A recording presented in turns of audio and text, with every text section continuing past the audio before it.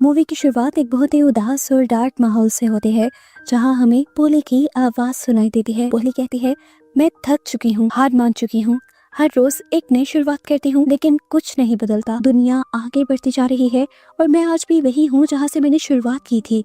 अचानक उसे एक आवाज सुनाई देती है जो उससे पूछ रही थी, पोली तुम्हें क्या चाहिए? पोली कहती है, बस मैं इतना चाहती हूँ कि ये सारा दर्द रुक जाए। इसके बाद हम पोली को घर आते हुए देखते हैं। पोली का घर तो बहुत बड़ा है, लेकिन अंदर से बहुत ही बिखरा हुआ मेसी है, जैसे वो अपने घर का ख्याल ही ना रखती हो। घर आकर वो अपना फोन ऑन करती है तो उसमें बहुत से वॉइस मेल्स और बहुत सी कॉल्स थी, उसकी मॉम की, उसकी पुट्री क्लासेस की, उसकी बहन की, उसके बॉस की, और वो सबको इग्नोर कर रही थी। और इस सब से साफ जाहिर था कि वो डिप्रेशन में है।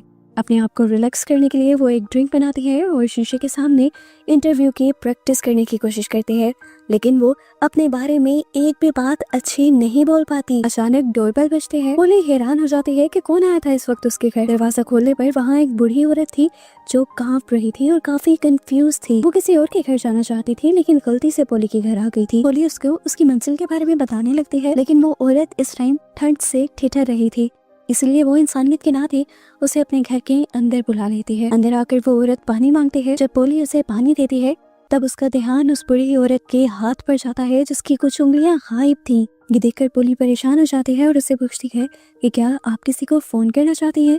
पर वो औरत अजीब सा जवाब देती है। ये कहती है कि मुझे नए जमाने के फोन चलाने नहीं आते। वो उसे एक कार्ड देती है जिस पर उसके बेटे का नंबर लिखा हुआ था। वो बूढ़ी औरत पोली से इधर उधर की बातें करने लग जाती है। उससे पूछती है, क्या तुम शादीशुदा हो? क्या तुम्हारे बच्चे हैं? इतने बड़े घर में क्यों रहती हो? और इस तरह की बातों के बाद अचानक से ही उसका रवैया बहुत ही ज्यादा डरावना हो जाता है। वो बूढ़ी औरत पोली को घूर कर देखती है और कहती है, अब मैं शुरू करने वाली हूँ। इस टाइम वो बहुत ही अजीब लग रही थी और पोली डर चुकी थी। वो अपने बैग से एक पुराना लकड़ी का बॉक्स निकालती है और टेबल पर रख देती है। फिर कहती है, ये अब तुम्हारा है। उसके बाद वो सीधा पोली की आंखों में देखकर कहती है कि तुम मरने वाली हो। पोली शॉक हो जाती है। वो औरत उसे कहती है कि तुम इस चीज को लेकर उदास हो सकती हो, डर सकती हो, लेकिन तुम सच को नहीं बदल सकती। तुम आज रात मरने वाली हो। जब तक कि तुम रूल्स फॉलो नहीं करती, तुम्हारा डर ही तुम्हें खाने लगेगा। डर के मारे इस टाइम पोली खड़ी हो जाती है और इस पागल औरत को उसके घर से निकल जाने को कहती है। जाने से पहले वो औरत उसे वार्निंग देकर जाती है कि पुलिस को बुलाने की गलती मत कर देना। हो सकता है कि तुम्हें ये बुरा सपना लगे, लेकिन मैं जानती हूँ तुम अब इस बुरे सपने से कभी नहीं जाग पाओगी। पुलिस औरत के बाहर निकलते ही दरवाजा लॉक कर देती है। उसका दिल अब जोर जोर से धड़क रहा था। पोली अब उस बॉक्स को भी उठाकर सड़क के बिल्कुल दरमियान में रखाती है और आते ही अपनी मॉम को कॉल करती है और ये सारी बातें बताने की कोशिश करती है, लेकिन उसकी मॉम को तो उस पर बिलीव ही नहीं हो रहा था। उन्हें लग रहा था कि इंटरव्यू के स्ट्रेस की वजह से पोली इस तरह की बातें कर रही है, और अगर पोली के साथ ये सब कुछ हो भी रहा है तो जरूर उसके साथ कोई प्रैंक कर रहा होगा। उसकी मॉम उसे रेस्ट करने को कहती है और पोली इसी तरह फोन पर बात करते हुए बाहर जाती है और उस बॉक्स को हिलाती है। उसमें कोई भी मूवमेंट नहीं थी। उसे भी लगता है कि ये मजाक ही होगा, इसीलिए वो घर वापस आ जाती है। लेकिन एक बहुत ही अजीब चीज ये थी कि उसके घर आने से पहले ही वो बॉक्स दोबारा उसके घर के अंदर था। उसे लगा कि उसने खुद ही अंदर लाकर रखा होगा। इस चीज को इग्नोर करते हुए वो ऊपर चली जाती है और अपनी मॉम के भेजे हुए कपड़े ट्राई करने लगती है और सभी की पिक्चर्स बनाकर अपनी मॉम को सेंड करती है। और बाद में जब देखती है तो उसे एक पिक्चर में अपने पीछे एक अनजान औरत दिखाई देती है। एक साया, एक एंटिटी दिखाई देती है जो इंसान नहीं था। अचानक ही एक भूतिया आवाज उसका नाम पुकारती है। ये सुनकर पोली डर के मारे नीचे भाग जाती है और अपने आप को रिलैक्स करने के लिए एक सिगरेट जला लेती है। अचानक से उसका फोन बज जाता है और वो दोबारा डर जाती है, लेकिन इस टाइम उसकी मॉम का ही मैसेज था। वो अपनी मॉम को दोबारा सब कुछ बताती है तो उसकी मॉम कहती है, ये सब बस तुम्हारा वहम है, तुम एक काम करो, सो जाओ। थक कर अपनी मॉम की बात मानकर वो सोफे पर बैठ जाती है और तभी उसका ध्यान उसी बॉक्स पर जाता है। उसे लगता है कि उसके साथ जो सब हो रहा है जरूर उसका ताल्लुक इस बॉक्स से है। इस टाइम ये बॉक्स जिस टेबल पर रखा हुआ था, पोली को बिल्कुल यकीन था कि उसने ये बॉक्स यहाँ नहीं रखा। वो घबरा कर अपनी मॉम को दोबारा से कॉल करती है और साथ ही वो बॉक्स भी खोलती है। उसके अंदर एक और ग्लास था और ग्लास की रेत दोबारा से गिरने लग जाती है और फोन पर आती हुई उसकी मॉम की आवाज भी अचानक से बदल जाती है, जो कहती है, पोली मैं तुम्हारी मॉम नहीं हूँ। जिसके बाद वो आवाज डरावनी तरीके से हंसने लग जाती है और इससे पहले कि पोली घबरा कर फोन बंद कर देती, वो आवाज ये भी कहती है कि तुम मरने वाली हो। पोली फोन काट देती है, लेकिन थोड़ी देर में फोन दोबारा बजता है। डर कर वो फोन उठाती है और फोन की दूसरी तरफ वो एंटिटी उसे गेम्स के रूल बताती है। ये बताती है कि यहाँ पर एक गेम चल रही है और उसे जिंदा रहने के लिए उस बॉक्स में 3 चीजें डालनी होगी। पहला, कुछ ऐसा जिससे वो शदीद नफरत करती हो। दूसरा, वो जिसकी तुम्हें बहुत ही ज्यादा जरूरत हो। और तीसरा, वो जिससे तुम बहुत ही ज्यादा प्यार करती हो। साथ ही वो आवाज उसे वार्न भी करती है कि अगर तुमने झूठ बोला या इसमें कोई गलत चीज रखी तो हमें पता भी चल जाएगा। पॉली बॉक्स को देखती है और ग्लास की रेत भी खत्म होने वाली थी। वो समझ गई उसे जो भी करना है जल्दी करना होगा। उसे रूल से याद आते हैं कि उसे एक चीज ऐसी रखनी है जिससे वो नफरत करती है। उसकी नजर सिगरेट के पैकेट पर पड़ती है। उसे याद था कि उसे सिगरेट से नफरत है और वो उसे छोड़ देना चाहती है, इसीलिए उसने सिगरेट का पैक ही उस बॉक्स के अंदर रख दिया। उस पैकेट को उस बॉक्स में रखने पर भी कुछ नहीं होता, यहाँ तक कि और ग्लास में से रेत गिरना भी बंद हो जाता है। और अचानक से पोली की तबीयत बिगड़ने लग जाती है। वो जोर जोर से खांस रही थी जैसे अभी वो कुछ ही देर में मर जाएगी, लेकिन मरने के बजाय उसकी खांसी करते हुए उसके मुंह से एक चाबी निकल आती है। वो डर कर घर से बाहर जाती है और मदद बुलाने के लिए अपनी नेबर का दरवाजा खटखटाती है। वो औरत पोली पर ध्यान नहीं देती ज्यादा, क्योंकि इस टाइम वो अपने हस्बैंड से बात कर रही थी। पोली उससे किड़किड़ाती है और कहती है प्लीज पुलिस को कॉल करो। वो औरत उसे घर के अंदर बुला लेती है, लेकिन अभी भी उसकी घबराहट को इग्नोर कर देती है। अचानक ही हम देखते हैं कि उस पड़ोसी की भी तबीयत बिगड़ने लग जाती है। अचानक से उसके हाथ में एक चाकू आ जाता है जिससे वो अपनी ही गर्दन काट कर अपने आप को ही मार देती है। अचानक ही अब वो मरी हुई औरत दोबारा बोल जाती है और उससे कहती है कि जिससे भी तुम मदद लोगी उसका यही हाल होगा। डर से कांपती हुई पोली अपने घर वापस भाग जाती है। घर वापस आने पर वो और ग्लास दोबारा चलने लग जाता है और ये देखकर उसे गुस्सा आ जाता है और वो वही बॉक्स टेबल से गिरा देती है। लेकिन जैसे ही पीछे मुड़ती है तो देखती है कि वो बॉक्स दोबारा टेबल पर आ गया था। अचानक से उसका फोन बजता है और स्क्रीन पर डैड लिखा हुआ आ रहा था, पर उसके डैड तो कई सालों पहले मर चुके थे।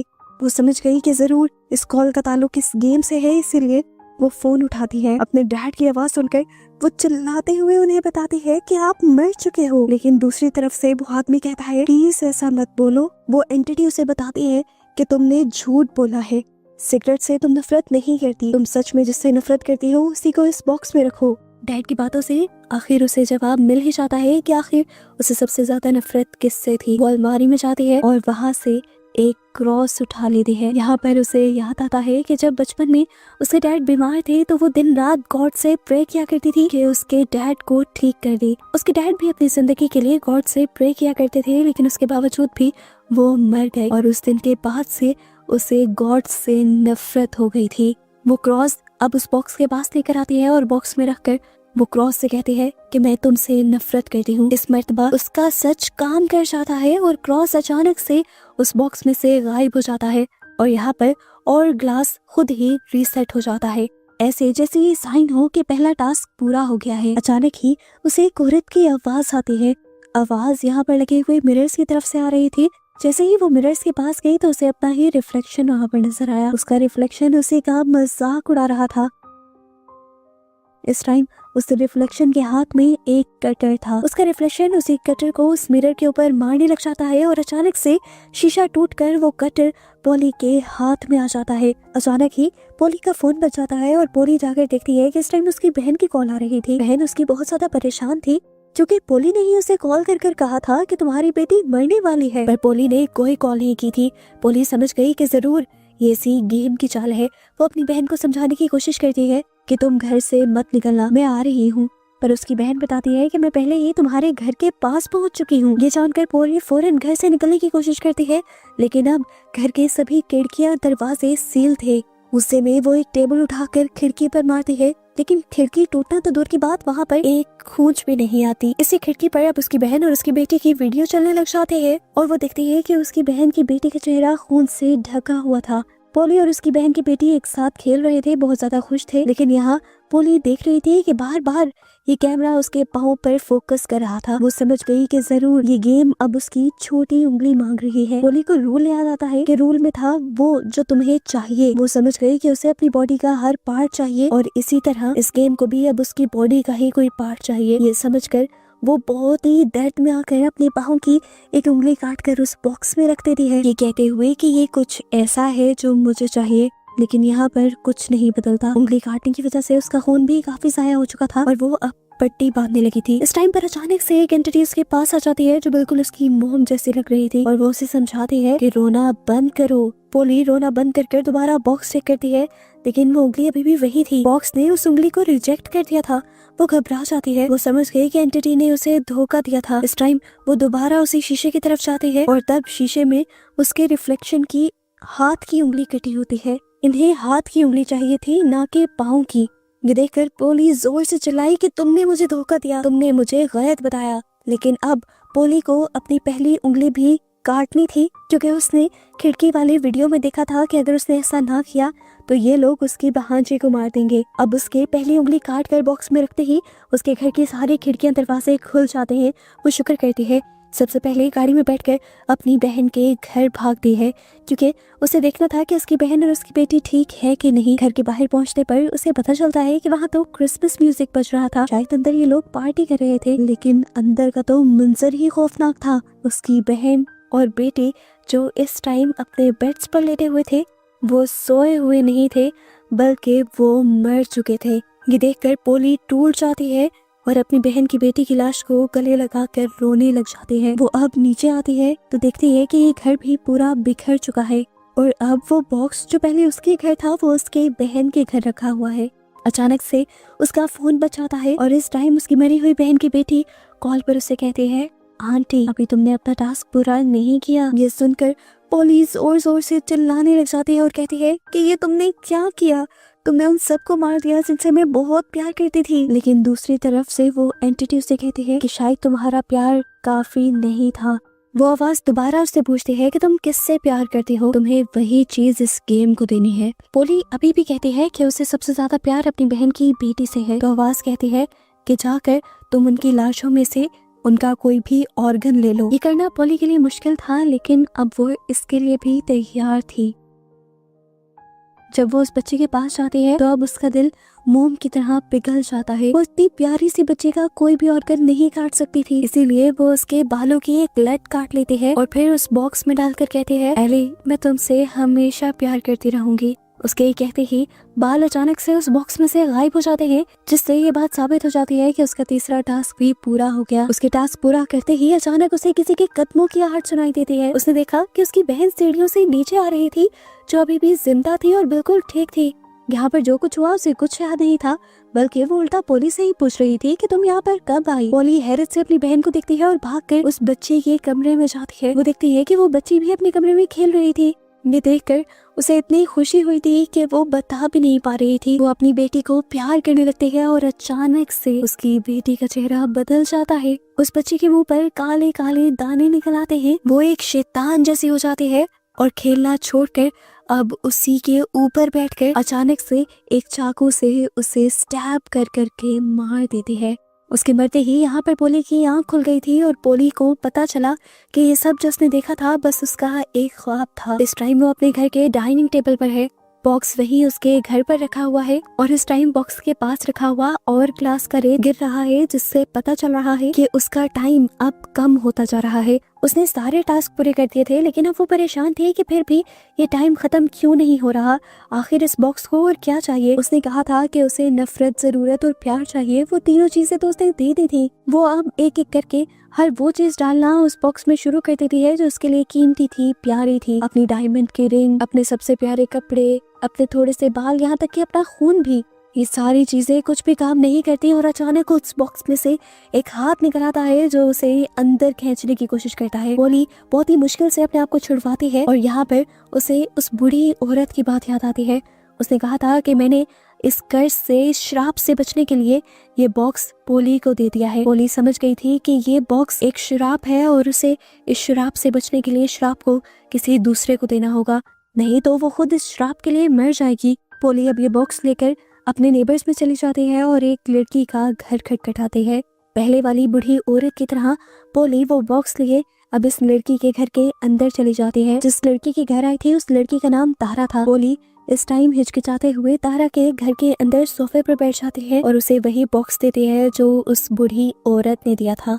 और अब मूवी की शुरुआत वाली लाइन की तरह वो बोलती है, मैं रहना नहीं चाहती। वो अजीब तरीके से बात कर रही थी तारा से। वो तारा से कहती है कि मैं थक चुकी हूँ। तारा डर कर पूछती है कि तुम्हें क्या चाहिए। पोली कहती है बस ये सब रुक जाए। ये सारे वही डायलॉग्स थे जो मूवी के शुरुआत में हमने सुने थे। पोली तारा को बताती है कि उसके पेरेंट्स अब वापस नहीं आएंगे। फिर वो बॉक्स उसके टेबल पर रखती है और उस बॉक्स को खोल देती है। वो कहती है मैं अब शुरू करने वाली हूँ, ये बॉक्स अब तुम्हारा है तारा। उसने बिल्कुल उस बूढ़ी औरत वाले अंदाज में सब कहा था। तारा भी डर जाती है और बिल्कुल जिस तरह पोली ने उस औरत को घर से बाहर निकाला था, इसी तरह तारा भी पोली को घर से निकल जाने को कहती है।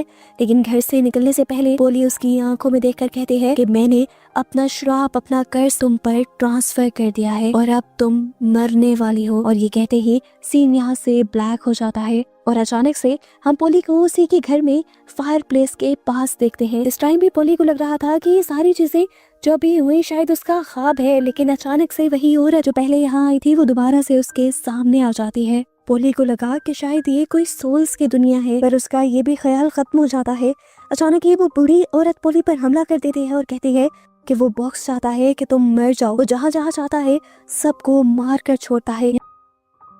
यहाँ पर इन दोनों औरतों में लड़ाई शुरू हो जाती है। वो औरत पोली को मारना चाहती थी और पोली अपने आप को बचाना, और अपने आप को बचाने के चक्कर में वो उसी औरत को चाकू मार देती है। मरते हुए अचानक से वो औरत उसे बताती है कि आखिर वो बॉक्स पहले उस औरत के पास और अब पोली के पास क्यों था।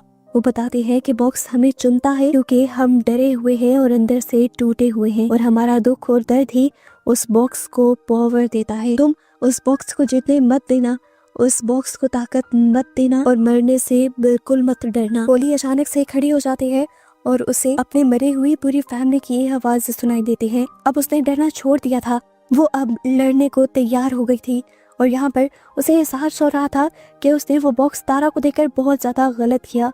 दर्द के उस साइकिल को उसने दोबारा से शुरू कर दिया। हालांकि उसे खुद ही इस गेम को खेलकर इस गेम को खत्म कर देना चाहिए था, या फिर मुझे उस गेम से डरना ही नहीं चाहिए था, मुझे पहले ही उसका ग्लास तोड़ देना चाहिए था। यही सोचते हुए अचानक से दोबारा से अंधेरा हो जाता है और पोली दोबारा अपने बेड पर जागते हैं। वो देखती है कि सुबह हो चुकी थी, धूप उसके घर के अंदर आ रही थी।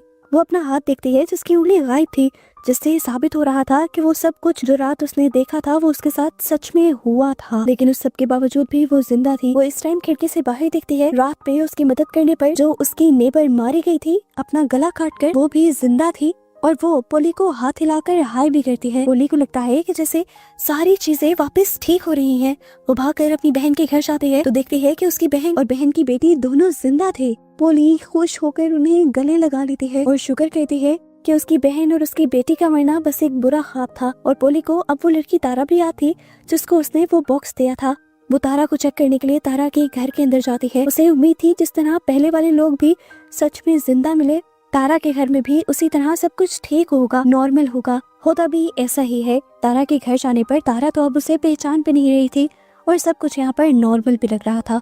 पोली की बात करने पर तारा उसे ऐसे ही जवाब देती है कि जैसे उसे रात के बारे में कुछ नहीं पता। फिर ये पोली शुक्र कर कर अपने घर वापस चली जाती है। लेकिन एक बहुत बड़ा ट्विस्ट हमें ये दिखाया जाता है कि सब कुछ नॉर्मल नहीं था। असल में तारा भी उस बॉक्स के पोजेशन में आ गई थी। हमें उसके घर की एक दीवार दिखाई जाती है जिस पर खून से लिखा था, किसी पर भरोसा मत करना, किसी को मत बताना और किसी की मत सुनना। पहले हमने तारा के हाथ नहीं देखे थे, लेकिन अब तारा के पीछे से हमें तारा के हाथ दिखाए जाते हैं जिसने अपनी सारी उंगलियां काट ली थी। अब तारा जाकर अपने सोफे पर बैठ जाती है और वही लकड़ी का बॉक्स उठाते हुए उसमें कुछ डालती है, ये कहते हुए कि ये कुछ ऐसा है जो मुझे चाहिए। हमें यही लिविंग रूम में उसके मॉम और डैड को मरा हुआ भी दिखाया जाता है। यानी तारा ने उसी पोजीशन में अपने मॉम डैड को भी मार दिया था। और इस टाइम पर हमें समझ आ गई कि चाहे पोली उस कर्ज से बच गई थी, लेकिन फिर भी वो कर्ज खत्म नहीं हुआ था। तारा ने अपने डर का मुकाबला नहीं किया, बल्कि उस बॉक्स के डर में आकर वो सब करती रही जो वो बॉक्स उसे करने को कहता रहा। उसने अपने पेरेंट्स को भी मार दिया। डर और खौफ का ये सिलसिला पोली से हटकर तारा पर ट्रांसफर हो गया था और ये जानलेवा खेल अब एक नए शिकार की तलाश में है। और ऐसे ही तारा और उस बॉक्स को दिखाते हुए ये मूवी यहाँ खत्म हो जाती है।